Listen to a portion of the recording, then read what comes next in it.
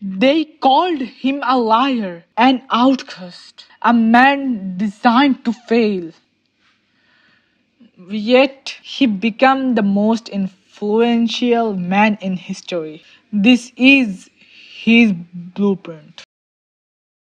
In the silence of despair, your plan, when heart break and tears fall endlessly, a hidden strength begins to rise. It's called resilience, not just patience, but faith that refuses to collapse.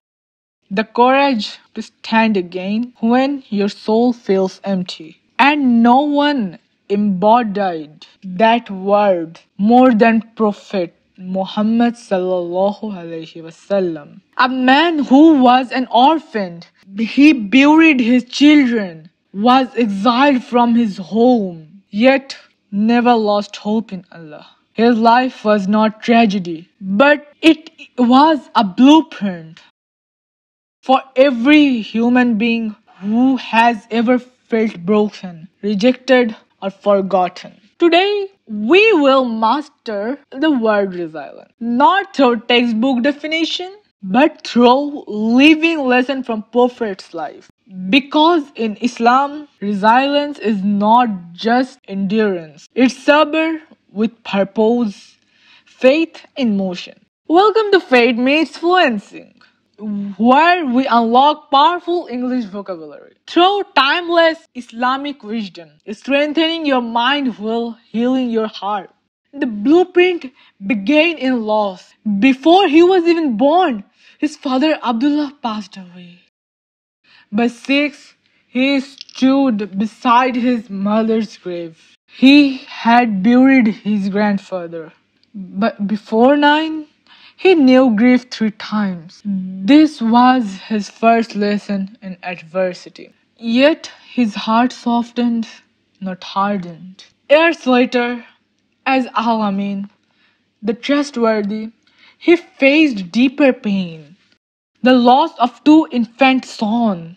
He could have broken, but he turned inward toward the cave of Hera. At 40, the revelation came, and with it a heavier test. The people he loved turned on him. He mocked, insulted, and hurt him. He watched his followers beaten for believing in Allah. Then came the boycott, a severe tribulation of 3 years, filled with hunger, isolation, and tears. And then came the year of sorrow. His beloved wife, Khadija radiallahu anha, his comfort for 25 years, returned to Allah. Soon after, his uncle Abu Talib, his protector, was gone too. Within months, he lost his emotional anchor and social shield. The messenger of mercy now stood utterly alone. Still, he kept walking toward Taif. He walked for days, seeking new heart for the message. But instead of welcome, he found rejection.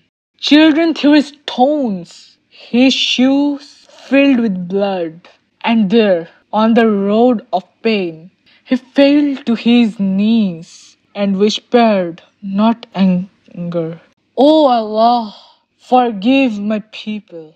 From the lowest point, Allah raised him to the highest, Al-Isra wal Miraj.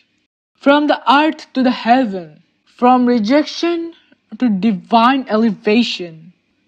That is the essence of resilience, the divine promise that with every hardship. So when you hear the word resilience, don't just think of strength. Think of faith that bends but never breaks. Your heartbreak, your silence of rejection is not punishment. It's training. It's how Allah refines the soul through patience. Modern psychology called it post-traumatic growth. The Quran called it growth through Iman. More than 1400 years ago, Now it's your turn. What challenge you are facing? Where you needed more resilience? What part of the Prophet's story inspired you today? This journey through resilience shows how our deepest struggle can become our greatest strength.